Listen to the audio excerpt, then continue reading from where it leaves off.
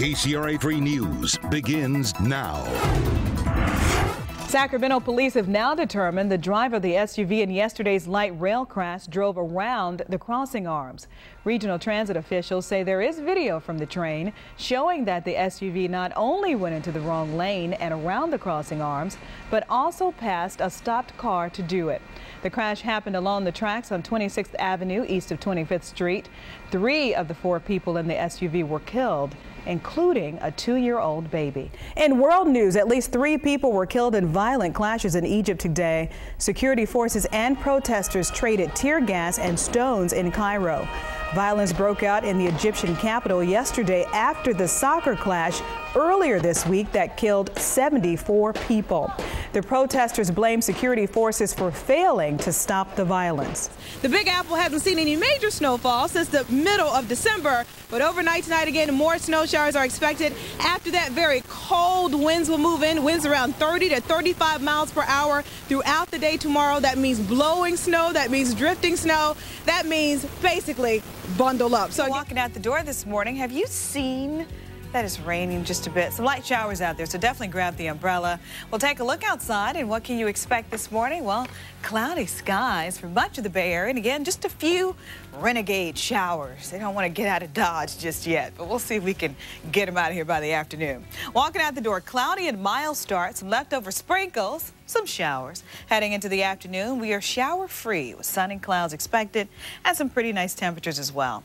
High-def Doppler doing a very good job of showing us what we are seeing currently, and most of this activity has just been in the North Bay, even though we have seen just a few sprinkles down in the East Bay near the Brooklyn and Richmond area, and also moving into Hercules. Look at these showers again. Not a lot going on, but just enough activity again to have us talking about it this morning. First and foremost, today is a spare the air day. We do have unhealthy air quality levels in the East Bay as well as in the Santa Clara Valley, and that's because we do have a really strong high pressure system, so it exerts more pressure on the surface and it ends up trapping, I like to call it grimy, all that particular matter right at the surface, and that's why again we do have the concern about air quality levels in some of our hottest locations like the East Bay and the South Bay.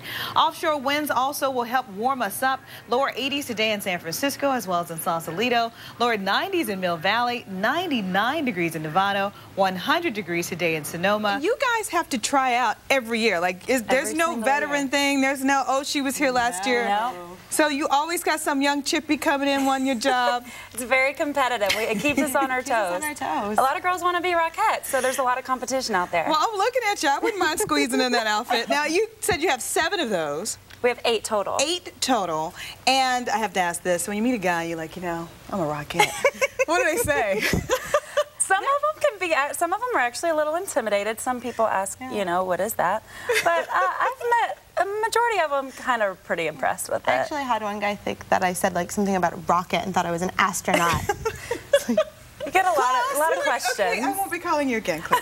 And we also have frost advisories in effect for the 5 boroughs and also northeast Suffolk County overnight tonight, as we're looking for and expecting areas of frost because your temperature will be hovering just around 32 degrees.